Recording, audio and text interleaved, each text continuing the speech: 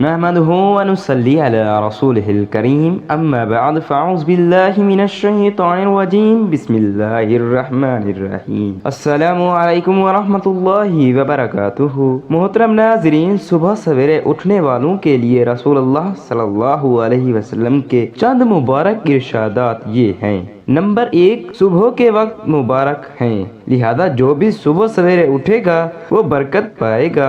Number 2، اللہ تعالی ان سے محبت کرتا ہے جو صبح سویرے اٹھتے ہیں، اور وہ ان لوگوں سے محبت کرتا ہے جو صبح سویرے نماز پڑھتے ہیں۔ نمبر 3، بہترین نماز فجر کی نماز ہے اور بہترین روزہ صبح کا روزہ ہے۔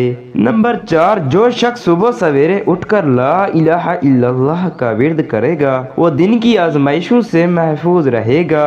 نمبر 5، صبح کا وقت رحمت کا وقت ہے، اس لیے جو بھی جلدی بیدار ہوتا ہے اس پر رحمت کی بارش ہوتی ہے۔ یہ احادیث صبح سویرے بیدار ہونے کی اہمیت اور برکات کو اجاگر کرتی ہے اور مسلمانوں کو اپنے دن کا آغاز نماز، قرآن پاک کی تلاوت اور اللہ تعالی کے ذکر سے کرنے کی ترغیب دیتی ہے۔ اس کے علاوہ رسول اللہ صلی اللہ علیہ وسلم نے فرمایا، نماز کا بہترین وقت صبح کا وقت ہے اور تلاوت قرآن پاک کا بہترین وقت صبح کا وقت ہے۔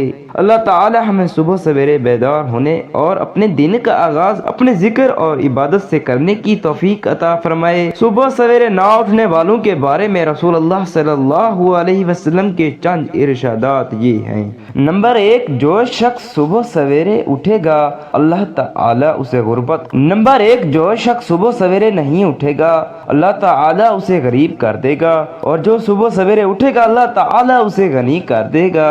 نمبر 2، صبح کو سونا غربت کی علامت ہے اور جو جلدی جاگنا دولت کی علامت ہے۔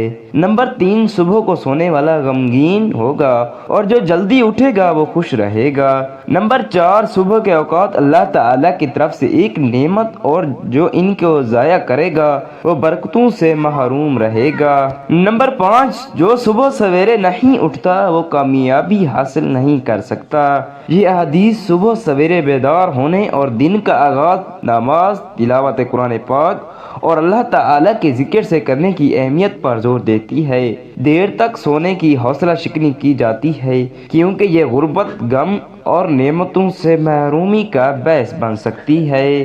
اللہ تعالی ہمیں صبح سویرے بیدار ہونے اور اپنے دن کا آغاز اپنے ذکر اور عبادت سے گزارنے کی توفیق عطا فرمائے۔ فجر کی نماز نہ پڑھنے والوں کے بارے میں رسول اللہ صلی اللہ علیہ وسلم کے چند ارشادات یہ ہیں۔ نمبر 1، جس کی فجر کی نماز چھوٹ جائے وہ اللہ تعالی کی رحمت اور حفاظت سے محروم رہے گا۔ نمبر 2، جس نے فجر کی نماز نہیں پڑھی اللہ تعالی اسے معاف نہیں کرے گا۔ نمبر 3، نماز فجر اسلام کا ستون ہے اور جو اسے ترک کرے گا وہ اسلام کے پورے ڈھانچے کو منہدم کر دے گا۔ نمبر 4، جس نے فجر کی نماز نہیں پڑھی وہ غافل اور گناہگاروں میں شمار ہوگا۔ نمبر 5، فجر کی نماز سب سے اہم نماز ہے اور جو اسے چھوڑے گا وہ دن کی برکتوں سے محروم رہے گا۔ یہ احادیث فجر کی نماز ادا کرنے کی اہمیت پر زور دیتی ہے جو دن کی پہلی نماز ہے اور اس سے محروم ہونے سے خبردار کرتی ہے۔ فجر کی نماز نہ چھوڑنا ایک سنگین غفلت سمجھی جاتی ہے اور یہ اللہ تعالی کی رحمت، مغفرت اور برکتوں سے محرومی کا باعث بن سکتی ہے۔ اللہ تعالی ہمیں فجر کی نماز باقاعدگی سے ادا کرنے کی توفیق عطا فرمائے اور اپنے دن کا آغاز اس کے ذکر اور عبادت سے کرے۔ فجر کی نماز ادا کرنے کے بعد سو جانے والوں کے لیے چند رحمتیں اور انعامات یہ ہیں۔ نمبر 1، جس نے فجر کی نماز پڑھی اور پھر سو گیا اللہ تعالیٰ اس کے لیے 1000 نیکیوں کا اجر لکھے گا۔ نمبر 2، جس نے فجر کی نماز پڑھی اور پھر سو گیا اللہ تعالیٰ اس کے گناہوں کو بخش دے گا اور اسے شہید کا ثواب عطا فرمائے گا۔ نمبر 3، جس نے فجر کی نماز پڑھی اور پھر سو گیا اللہ تعالیٰ اس کے لیے جنت میں گھر بنائے گا۔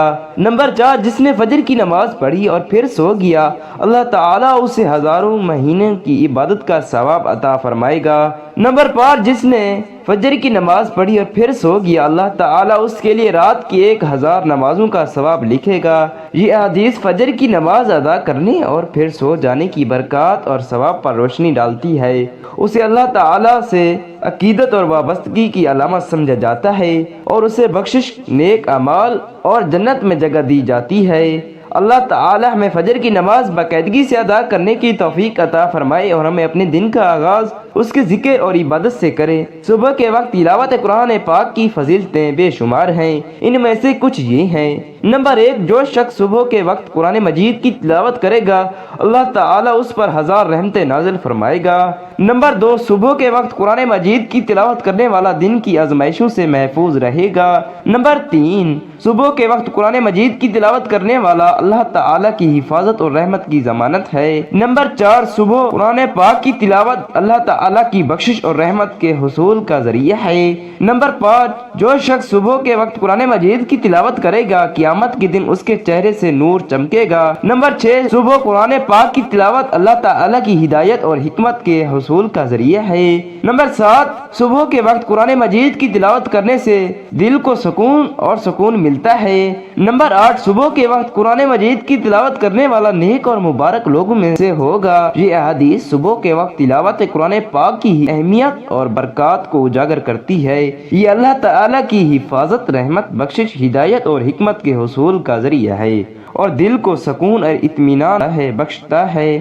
اللہ تعالی ہمیں قرآن مجید کی پابندی سے خصوصاً صبح کے وقت تلاوت کرنے کی توفیق عطا فرمائے اور اس کی برکتوں اور فضائل سے مستفید ہونے کا موقع عطا فرمائے، آمین۔ درود و سلام ہو اللہ تعالی کے بزرگ برگزیدہ رسول اکرم صلی اللہ علیہ وسلم پر، اور اللہ تعالی ان پر اور ان کے اہل و عیال اور اصحاب پر اپنی رحمتیں برکتیں نازل فرمائے اور ہمیں ان کی تعلیمات اور نمونے سے ہدایت نصیب فرمائے۔ یہاں ان کے چند خوبصورت اقوال ہیں جو ہماری حوصلہ افزائی اور رہنمائی کرتے ہیں۔ سب سے افضل عمل نماز ہے اور سب سے افضل نماز فجر کی نماز ہے۔